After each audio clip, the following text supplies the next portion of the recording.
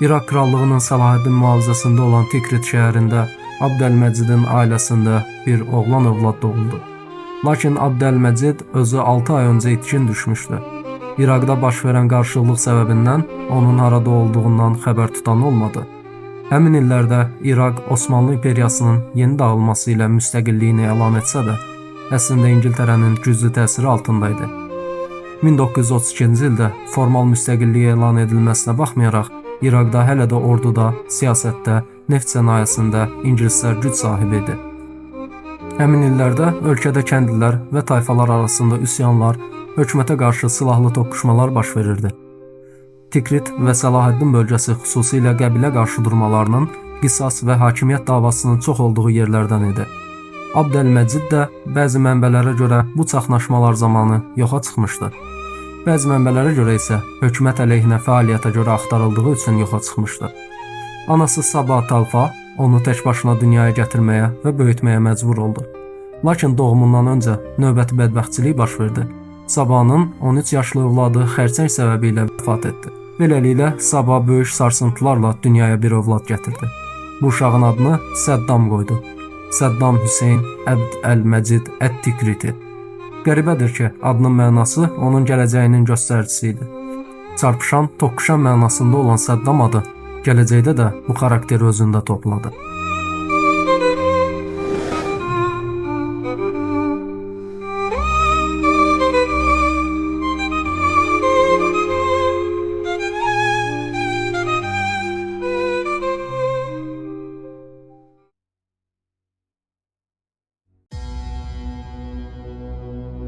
Doğumundan əvvəl atası itkin düşdüyü üçün Səddam heç vaxt atasını tanımadı. Anası maddi sıxıntılar səbəbindən onu dayısı Xeyrullah Talfanın yanına göndərdi. 3 yaşına qədər dayısının yanında qalan Səddam, anası İbrahim Əl-Həssan ilə evləndikdən sonra yenidən ana ocağına qayıtdı. Sabah İbrahimdən 3 övlad daha dünyaya gətirdi. Beləliklə Səddam bu ailədə 3 qardaşın bir ögey qardaşı olaraq böyüməyə başladı. 10 yaşına qədər ögey atası İbrahimdən şiddət görərək yaşadı. 10 yaşına çatdıqda isə Bağdada olduqca dindar bir sünni olan dayısının evinə geri qayıtdı. Xeyrullah Talfa dindarlıqla yanaşı milliyyətçi fikirli biri idi. Səddamın yetişməsində onun fikirləri böyük rol oynayırdı. Xeyrullah Səddamı Bağdadda məktəbə yazdırdı. Orada təhsil alaraq dayısının təsiri ilə isə ərəb milliyyətçiliyi, anti-Britaniya və anti-Qərb ideologiyası ilə tanış oldu. 1950-ci illərə gəldikdə isə Bağdadda orta məktəbi bitirməkdə çətinlik çəkdi. Həmin illərdə artıq Baas partiyasına simpatiya göstərməyə başlamışdı. 1957-ci ildə isə artıq partiyaya rəsmi şəkildə qoşuldu.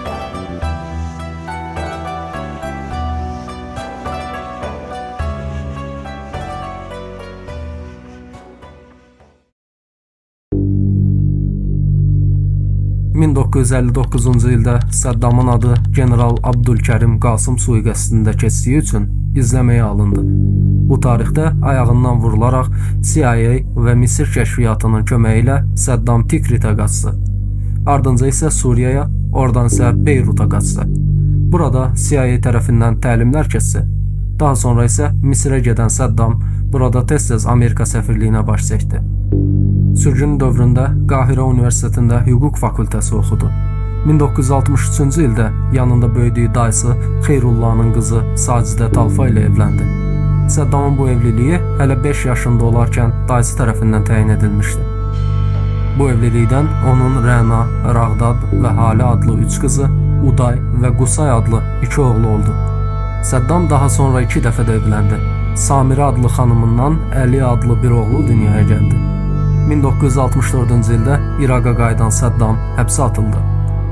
Ancaq 1967-ci ildə həbsdən çıxaraq qısa müddət ərzində Baas partiyasının başına keçdi. 1968-ci ildə isə baş verən çevrilişdə iştirak etdi.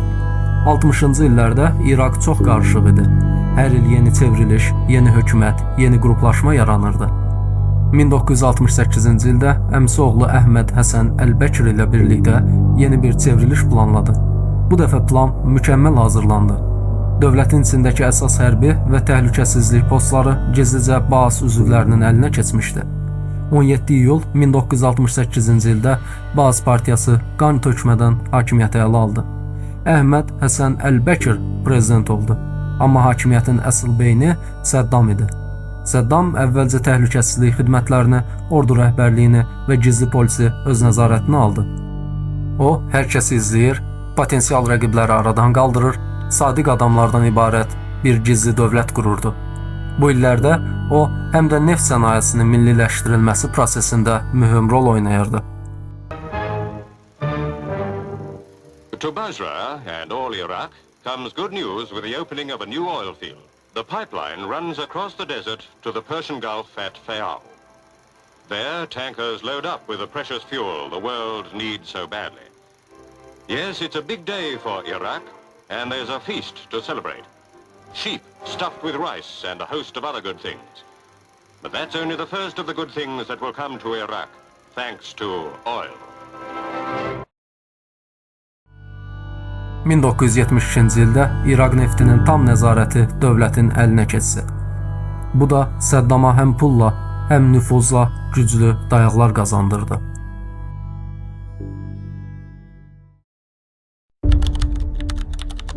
...1979-cu il. Əhməd Həsən Əlbəkir artıq yaşlı və xəstə idi. 1979-cu ilin iyulunda o, səhhətinə görə istefa verdiyini açıqladı. Amma əslində bu Səddamın təzyiqi ilə idi. Beləcə 16 iyul 1979-cu ildə Səddam Hüseyn rəsmi şəkildə İraqın prezidenti, baş naziri, hərbi rəhbəri və Baas partiyasının baş katibi oldu. Yalnız bir neçə həftə sonra o, partiyanın yüksək rəhbərliyini toplayaraq bir nitq söylədi. Bu çıxış tarixin ən qorxulu siyasi teatrlarından biri sayılır.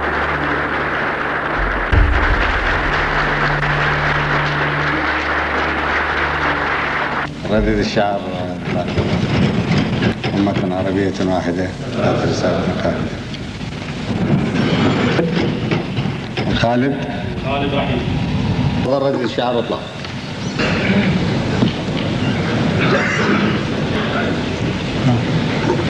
نتيجة الاستفسار من الآخرين. O gün yüzlərlə partiya üzvü ama məhkum olundu və bu Səddamın mütləq hakimiyyətinin başlanğıcı oldu. Səddam Hüseyn 1979-cu ildən 2003-cü ilə qədər düz 24 il ərzində İraqın tam hökmdarı oldu. 1979-cu ildən sonra İraq tarixi ikiyüzlü bir dövrə girdi. Bir tərəfdən ölkə sürətli inkişaf edir, neft pulları ilə şəhərlər böyüyür, kəndlərə yollar, məktəblər, xəstəxanalar çəkilirdi. Digər tərəfdən isə hər evin içində qorxu hökm sürürdü. Səddam Hüseyn öz hakimiyyətini qorumaq üçün hər şeyi nəzarət altına aldı. İraqın daxilində məlumatsız sistem quruldu. Yəni hər məhəllədə, hər məktəbdə, hətta hər ailədə belə partiyaya işləyən biri vardı. Səddam üçün təhlükəsizlik aparatı ən müqəddəs orqan idi. Əl-Müxabarat adlı kəşfiyyat xidməti onun gözləri idi. Kim şübhəli danışsa sabah yoxa çıxırdı. Həbsxanalarda insanlar ya susmaq ya da arasında seçim edirdi. Əl-Müxabarat Səddamın İraqdakı əsas kəşfiyyat və təhlükəsizlik təşkilatı idi. Bu qurum həm ölkə daxilində, həm də xaricdə Səddamın rejimini qorumaq məqsədi ilə fəaliyyət göstərirdi. Əl-Müxabarat ölkənin hər bölgəsində gizli şəbəkələrə malik idi. Bu səbəblə hər kəsin siyasi mövqeyi izlənir və potensial düşmənlər vaxtında aradan qaldırılırdı. Məktəblərdə, müəssisələrdə və hətta kəndlərdə də üzvləri gecə-gündüz məlumat toplayırdılar. Hər hansı bir şəxsin Səddam və Baas partiyasına qarşı danışığı və ya şübhəli fəaliyyəti dərhal qeydə alınırdı. Tutulan şəxslər isə ya həbs edilir, işgəncələrə məruz qalır, ya da e'dam olunurdu. İraqda qorxu atmosferinin formalaşmasında Əl-Müxabaratın rolu mühüm idi. Bu kimi daxili düşmənləri baş qaldırmadan vaxtında aşkar edən bir təşkilata gücə sahib olan Səddam öz hakimiyyətini daha da möhkəmlədə bilirdi. Eyni vaxtda isə İraq iqtisadi möcüzə yaşayırdı. 1970-ci illərin sonlarında neftin qiyməti dünya bazarında rekord səviyyəyə qalxmışdı. İraqın neft gəlirləri illik 10 milyardlarla dollar idi. Səddam bu pullarla özünü xalqın atası kimi göstərirdi. pulsuz təhsil, səhiyyə, yeni binalar, hər ailəyə subsidiya təyin olunurdu. Bağdad o dövrdə yaxın şərqin parlayan ulduzuna çevrilmişdi. Küçələr işıqlı, universitetlər tələbələrlə dolu idi. Televiziyalarda isə hər axşam Səddamın çıxışı göstərilirdi. Hər kəs onun şəkillərini məktəblərdə, idarələrdə, dükanlarda nümayiş etdirməyə məcbur idi. Uşaqlar məktəbdə "Biz Səddamın övladlarıyıq" deyə and içirdilər. O, öz şəklini pul əskinaslarına, plakatlara, hətta evlərin qapılarına qədər yerləşdirmişdi. 1980-ci ilə qədər İraq hərbi baxımdan da çox güclənmişdi. O, öz ordusunu yaxın şərqin ən böyük ordusuna çevirdi. Minlərlə tank, təyyarə və kimyəvi silah topladı. Artıq Səddam özünü təkcə prezident yox, ərəb dünyasının lideri hesab edirdi. Lakin bu yüksəliş heç də çox çəkmədi. Qısa müddət sonra tarixdə ən qanlı müharibələrdən biri İran-İraq müharibəsi başladı. 1980-ci ilin sentyabrında Səddam Hüseyn özünü bölgənin xilaskarı kimi göstərərək İrana hücum etdi. Məqsədi İran İslam inqilabından sonra bölgədə yüksələn dini dalğanı dayandırmaq və İranın zəifləməsindən istifadə edib İraqın təsir dairəsini genişləndirmək idi. O, bu müharibənin bir neçə həftə çəkəcəyini düşünürdü. Amma müharibə 8 il davam etdi və 1 milyondan çox insanın həyatını qoydu. Cəbhələrdə qaz bombaları, kimyəvi silahlar, xardal qazı, artilleriya atəşindən, hər şeydən istifadə edilirdi. İraq dövləti o vaxt ABŞ, Fransa və SSR-dən gizli dəstək alırdı. Hər kəs İran inqilabının yayılmasından qorxurdu. Lakin illər keçdikcə İraq xalqı müharibədən yoruldu. Hər kənddən minlərlə gənc cəbhəyə göndərilirdi və çoxu geri dönmürdü. Səddam üçün isə bu sadəcə siyasətin bir hissəsi idi. O, düşməni məhv etmədən geri çəkilmək xəyanətdir deyirdi. Müharibənin ən dəhşətli faciəsi isə 1988-ci ildə Kürd bölgəsində baş verdi.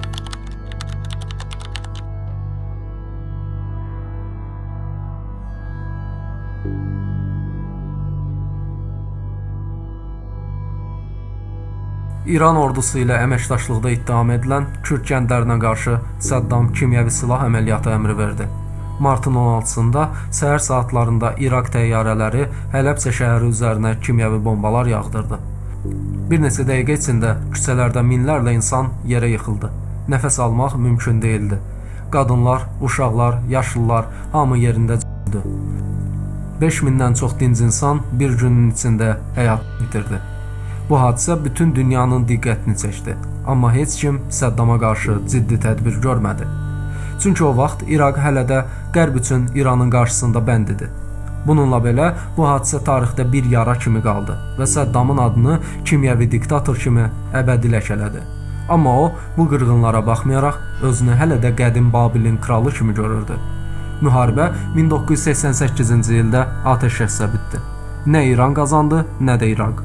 Amma İraqın xəzinəsi boşalmış, xalqı kasıblamış, Səddam isə daha paranoyak bir liderə çevrilmişdi. Bu vəziyyətdə o, diqqəti xalqın daxili narazılığından uzaqlaşdırmaq üçün yeni bir hədəf seçdi: Küveyt.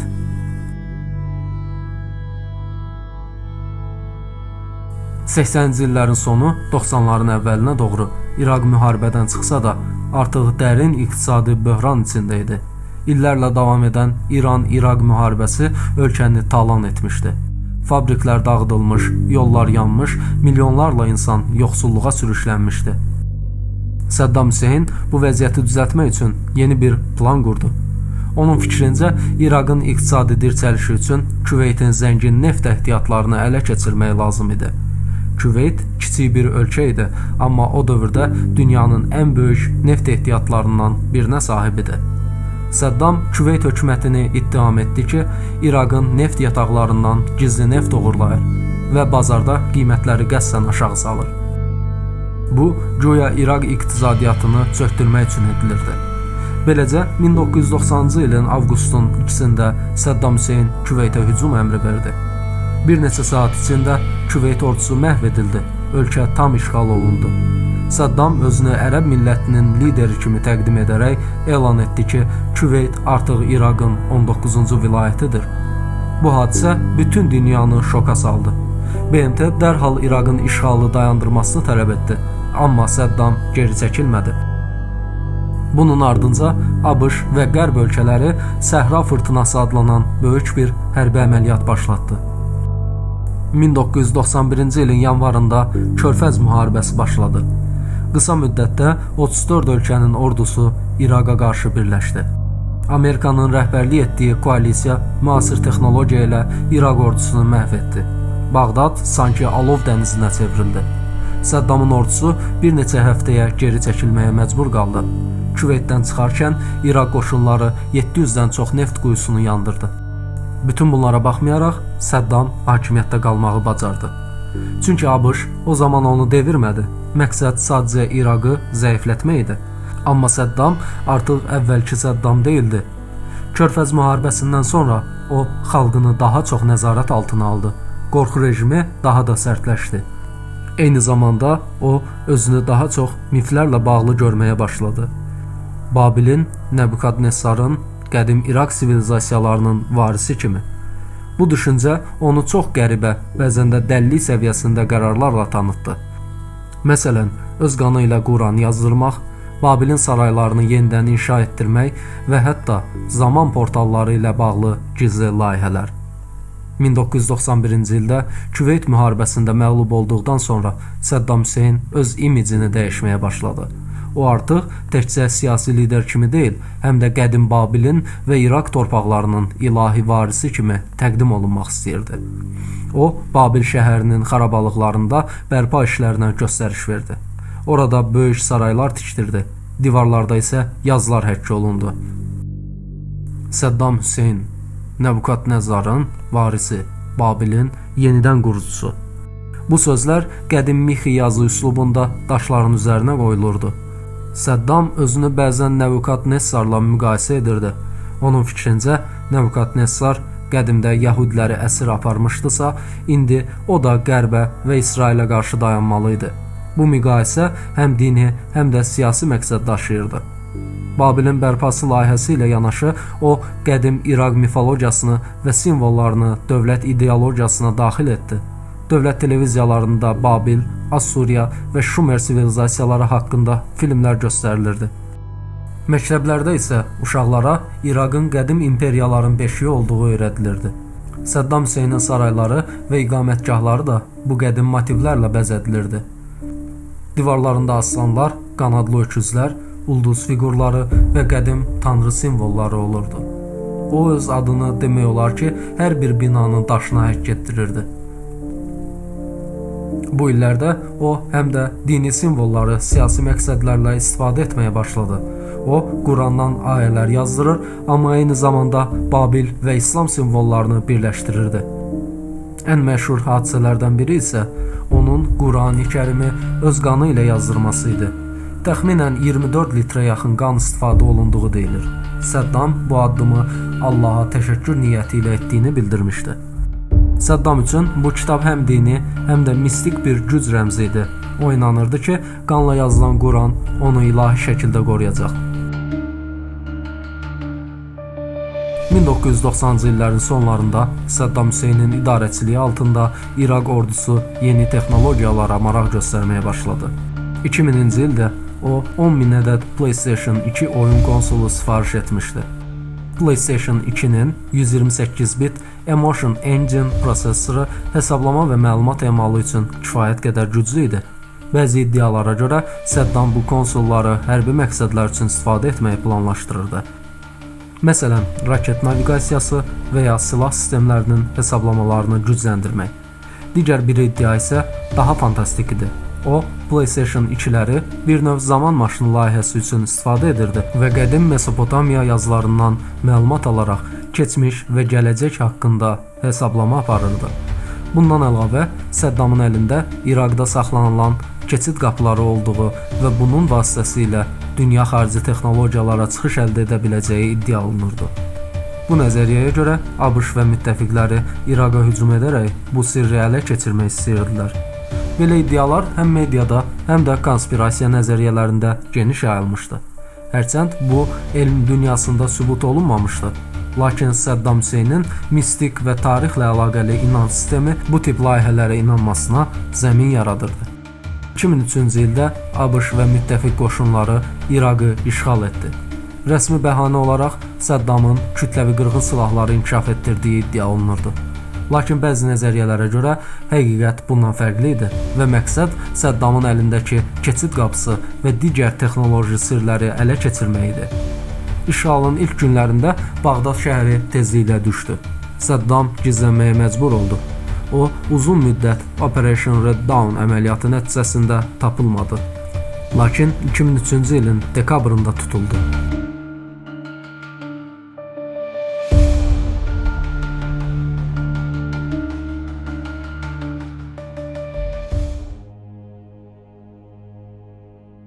...2000-ci il. Zodiak və Babil təqviminə görə 12 illik dövrün yeni ili. İsrail Holokost anma mərasimi. 2-ci Yohan Pavel.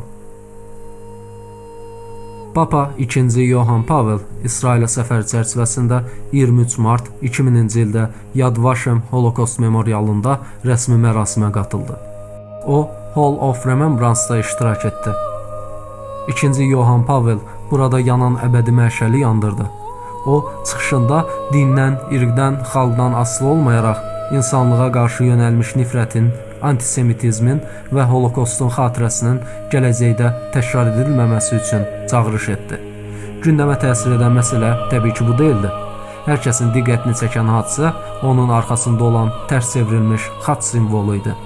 Xristianlıqda xaç simvolu İsa Peyğəmbərin çarmıxa çəkilməsini simvolizə edir. Lakin bu simvolun tərs çevrilmiş variantı isə iblisin hökmranlığının simvollarından biri hesab olunur. Həmin illərdə Əfqanistanda Usama Bin Laden New Yorka hücum planlarını qururdu. Bu haqda növbəti Usama Bin Laden və 11 sentyabr sənədli filmimizdə geniş danışacağıq. 2003-cü il aprel ayı. ABŞ və müttəfiq qoşunları İraqın işğalını başa çatdırdıqdan sonra Saddam Hüseyn gizlənməyə məcbur oldu. Ölkənin müxtəlif yerlərində axtarışlar aparılmağına baxmayaraq onu tapmaq mümkün değildi. Bağdadın mərkəzində də kütləvi ixtişaşlar davam edirdi. Televiziyalar artıq Saddamın əleyhinə proqramlar nümayiş etdirir, xalqda Amerikaya simpatiya oyadılırdı. ABŞ qüvvələri də artıq Bağdadın mərkəzinə girmişdi. Televiziyalarda simvolik yayımlardan biri də Saddamın Bağdadın Firdos meydanında olan Tunç heykəlinin yıxılmağı anı idi.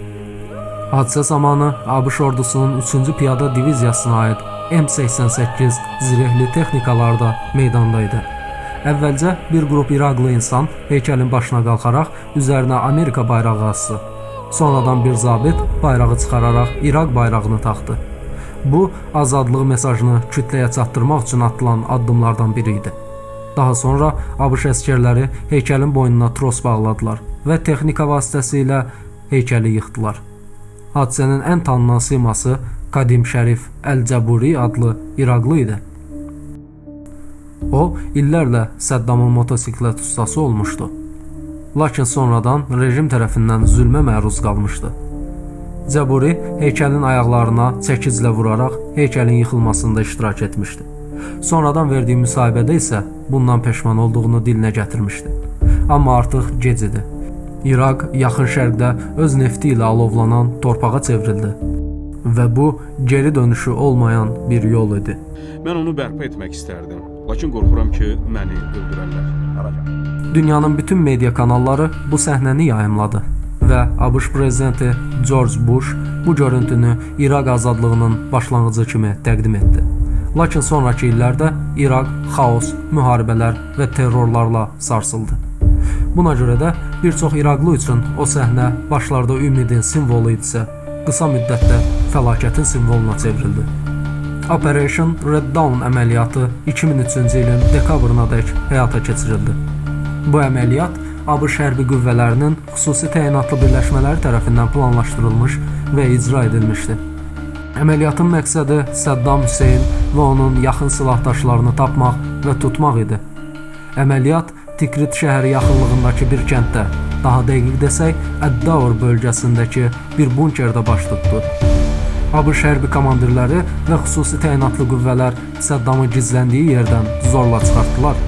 Tutulma zamanı Saddam tibbi cəhətdən sağlam vəziyyətdə idi, amma uzun müddət gizləndiyi üçün fiziki baxımdan zəifləmişdi. Tutulma anı dünya mediasında geniş yayıldı. Saddam Hüseynin əlində silah və ya müqavimət göstərməsi ilə bağlı heç bir məlumat yoxdur. Tutulması ABŞ-ın İraqda qorxu və nizam yaratmaq strategiyasının mühüm hissəsi hesab olunurdu. Operation Red Dawn nəticəsində Saddam Hüseyn tutulduqdan sonra siyasi və hüquqi proses başladı. O, əvvəlcə ABŞ hərbi bazasında saxlanıldı, sonra isə İraq məhkəməsinə təhvil verildi və nəticədə ömürlük həbs cəzasına məhkum edildi.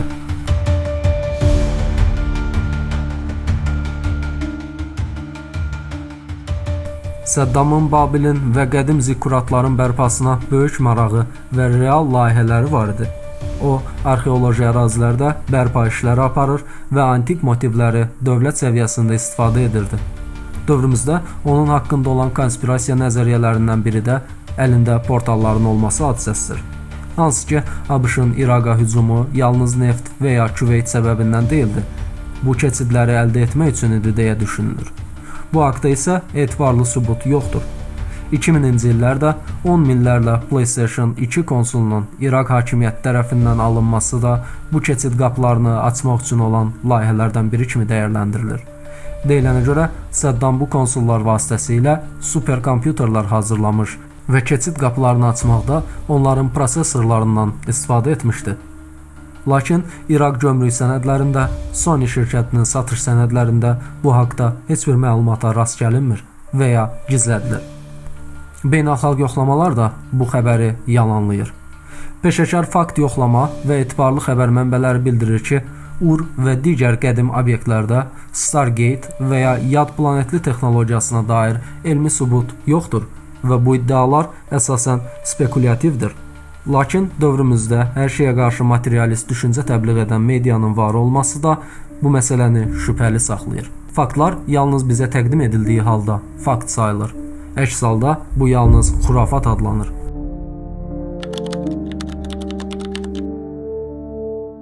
İraq Ali Cinayət Məhkəməsi 2004-cü ilin iyul ayında Saddam Hüseyn və onun yaxın çevrəsini rəsmi şəkildə mühakimə etməyə başladı.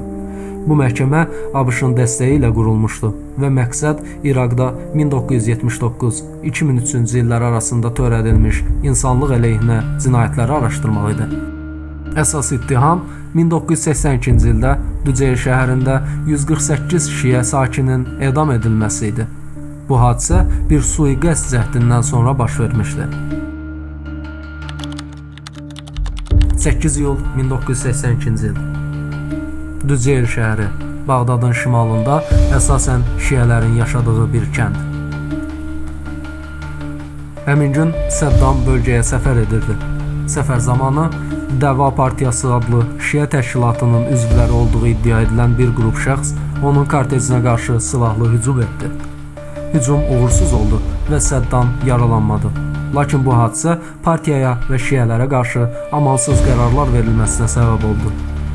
Hadisədən dərhal sonra Saddam Hüseyn və təhlükəsizlik qüvvələri Düzeyli xəyanətkar şəhər elan etdilər.